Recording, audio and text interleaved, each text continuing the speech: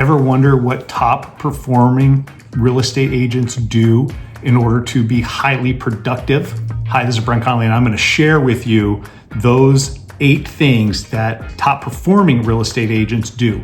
All right, number 1, they remove all of the unimportant tasks that they've been accumulating. And what they're going to do is they're going to say, okay, what's the 3 most important things that I have to do this morning before 10:30, 11 o'clock in the morning? And they're going to focus on those 3 things. So nothing else matters in your schedule other than those 3 things each day. What are the 3 most important things to do? Number 2, working on an 80-20 type schedule. 80% of the time, you're working on things that move your business forward. 20% of the time, you're going to work on things such as paperwork, sending out ads to hire people if you're building a team or brokerage. And then 20% of the time, you can work on marketing. Marketing's fun. Marketing's exciting, but you can't do 100% of the time on marketing. You have a business to run, and part of that business is talking to people about buying or selling real estate, right? All right, number 3, taking strategic breaks. I just said that if you focus on doing the 3 most important tasks, then you're going to be pretty exhausted if you have that pure focus. And let's say that one of those focus points, one of the most important things is prospecting for 2 hours, talking to buyers and sellers about buying and selling real estate for 2 hours is going to be exhausting. So if you take a strategic break, maybe it's a 2-minute break, maybe it's a 20-minute break after an hour, okay, figure out what works for you. And then it's going to rejuvenate you. You're going to get excited because you want to be full of energy when you're talking to people. And that is going to help all of your conversations go a lot better than if you were going to do a 2-hour span on prospecting, straight, because talking to people is exhausting, right? All right. The next thing is removing distractions. Now, what I mean by this is there's a lot of real estate agents that work out of the house these days, right? I'm one of them. I'm at my home right now. I've got dogs, I've got kids, I've got my wife, I've got a million different distractions, but I have to remove those. So I tell them, hey, I'm going to be working. Do not disrupt me during this time frame. And then sometimes I'll lock up the dogs. Sometimes I'll put a sign on my front door and say, do not disturb, do not ring my doorbell, because we get door knockers and stuff like that. And I love talking to door knockers, by the way, when they ring my doorbell or knock on my door, especially the solar guys or the window washers or anything like that, the magazines. And I've bought several things from them because I respect the hustle. That's how I started my real estate career, is I was hustling. I was door knocking. All right, removing the distractions, right? Facebook, Instagram, and YouTube, and all of the emails that you guys get selling you stuff, all those distractions are costing you tremendously.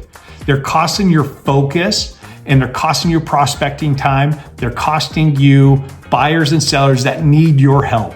So consider removing those distractions. The next thing, I want you to set a timeline for pure adrenaline focus, right? Is I have to get an hour worth of prospecting done. I have to get an hour worth of follow-up calls done. I have to get this script written for my video. So think about making sure that you have incredible focus during that time frame. And I want you to set that time frame. It's uninterrupted time frame in order to move your business forward, right? So the next thing I wrote down is I want you to create your flow environment.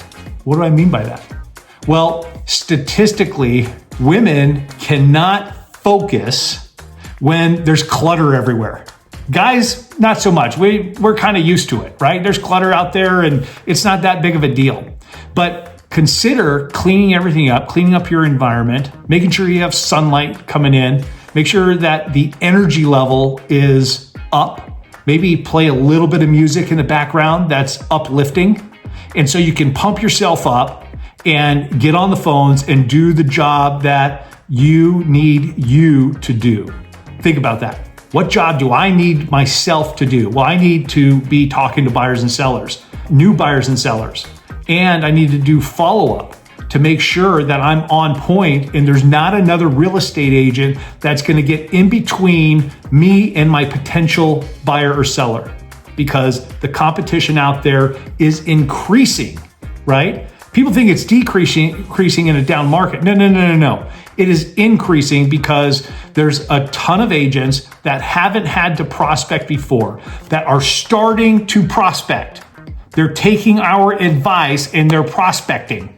So think about that. The people that are highly motivated to make money, to make a lot of money, to pay their bills, they're your competition. And if you don't set your timeline in order to have that focus, think about like, what is the best environment that I can be in? On that topic also, I want to share that some of the real estate agents out there, since they do work at home, they are streaming cameras as an accountability piece between them making phone calls and other people making phone calls around the country in order to say, hey, I'm working too, right? That's an accountability piece. That's part of the environment, the positive environment that you can create or you can join, right? You can join this type of environment. So think about adding that to your business. I want you to really think about every moment of the day. One of the exercises that I've used coaching real estate agents across the country and team leaders is I want you to track your time in 15-minute intervals. What did I do in the last 15 minutes and write it down? And I want you to do that for this next week as you wake up in the morning until you go to bed at night. And this exercise is going to be eye-opening. It'll be so eye-opening of where you're spending your time. It's going to force you to make positive changes because you're going to hold yourself accountable. You're going to recognize all of the time that you're wasting if you complete this exercise. All of the time that you're wasting on social media, all the time that you're wasting talking to people or your family or whatever, that's not a focused activity. Hanging out with the dogs or cats or whatever your animals that you have, getting up in the middle of the day to run to go get a haircut or something at last minute and you didn't plan that the week ahead of time, figuring out how to talk to your friends about going to the bar or what you're going to do on Friday and it's only Monday. Think about all the time that's wasted that you could be prospecting and improving your business, improving buyers and sellers' lives because they hired you, having that discipline. So I want you to time track for this next 5 days. If you're watching this, whatever day you're watching this, the next 5 working days, I want you to time track every 15 minutes so you can really get a good grasp on where you're spending your time and be 100% honest. You have to be 100% honest so you can change those habits little by little in order to get the performance that you and your business actually need.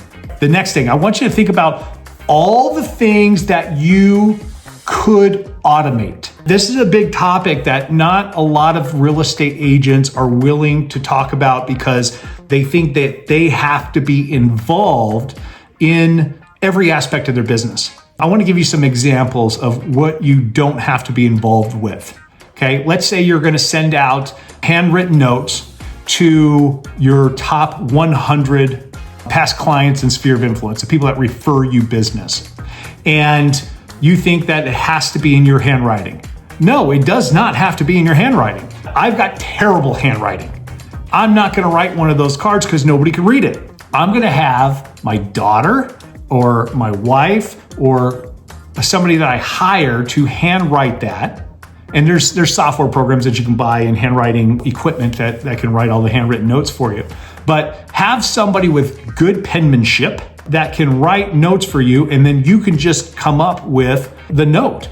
And so let's use the name Bob. Hey, Bob, I just was thinking about you. Thank you for referring so-and-so to me last year. I really appreciate that. Business is good. My life is fantastic. I hope everything is going great in your world.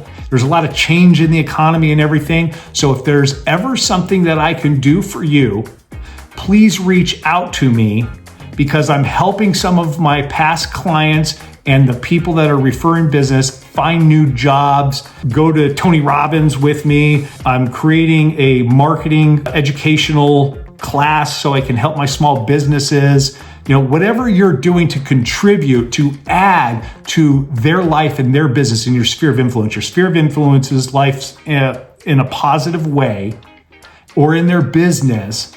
That's something that you should start writing in note cards. Now, it does not have to be in your name. You're thinking about it. You're telling whoever to send the postcards. That's something that you can automate. Now, if you think about what else can you automate? Well, a lot of online systems, like we use KV Core in our business as one of the methods. We use Follow Up Boss in our business, and we can automate some of the communication on the online leads, but the standard automation that comes with the programs aren't always the best, right? So they need to be customized, and that takes time.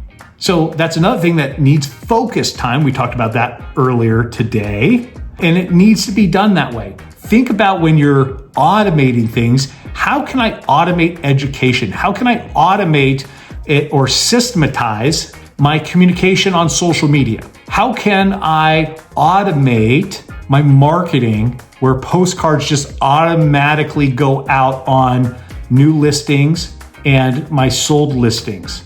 How can I automate my prospecting letters to sellers in a specific neighborhood that I have a buyer with this criteria in the neighborhood for the neighborhood? How can you automate that? And I think it's so important to figure out what should be automated and what should not be automated, because you are the brand of your business as a real estate agent. And not everything should be automated. And we'll talk about branding and automation in a whole different segment. If you keep watching, you'll see it here in the next few weeks. All right, this is Brent Conley. I hope this has been helpful. Have a great day.